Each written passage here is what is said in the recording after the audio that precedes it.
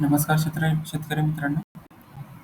आपल्या आजच्या तारखेला 24 सप्टेंबर 2024ला पावसाचा अंदाज काय आहे हे आपण जाणून घेणार आहोत.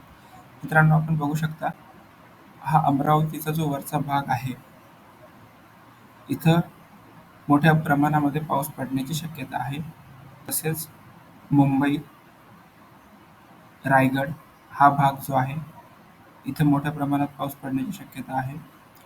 चंद्रपूर विदर्भामध्ये बघायला गेलं तर अमरावती, चंद्रपूर, यवतमाळ या भागामध्ये खूप मोठ्या प्रमाणामध्ये पाऊस पडणार आहे. 3 मिलीमीटर प्रति तास असा अंदाज आहे. पण तरीही हा पाऊस अंदाज जरी असला तरीही यापेक्षाही जास्त पडू शकतो. तर हे जे शेतकरी आहेत की जे वर्धा, अमरावती या शहरांजवळ अचलपूर, अकोट, कारंजा लाड, यवतमाळ, आर्णी, वाशिम, चंद्रपूर, वणी या भागामध्ये, तसेच गडचिरोलीमधील एटापल्ली शहरापासून लगतच्या छत्तीसगड राज्याच्या बॉर्डरपर्यंत पाऊस पडण्याची दाट शक्यता आहे. जोरदार पाऊस पडण्याची दाट शक्यता आहे.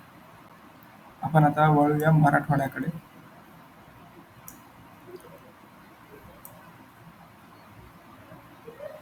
तर मित्रांनो, मराठवाड्यामध्ये सध्या पाऊस कसा पडू शकतो?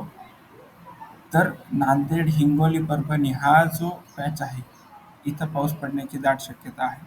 पाऊस पडतोय. हलका पाऊस जरी पडला पण नक्कीच पडेल. शेतकरी मित्रांनी याची नक्की काळजी घ्यावी. उर्वरित महाराष्ट्रामध्ये जालना, छत्रपती संभाजीनगर, गेवराई या भागामध्ये पाऊस पडू शकतो, पण तो एकदम हलका पाऊस असेल. पाऊस पडेलच याची काहीही गॅरंटी नाहीये. खाली आपण जेव्हा पश्चिम महाराष्ट्राकडे येतो आणि कोकण किनारपट्टीकडे येतो, तर आपण बघू शकताय की कोल्हापूरमध्ये पावसाची दाट शक्यता आहे. रत्नागिरी, सिंधुदुर्गमध्ये पावसाची दाट शक्यता आहे.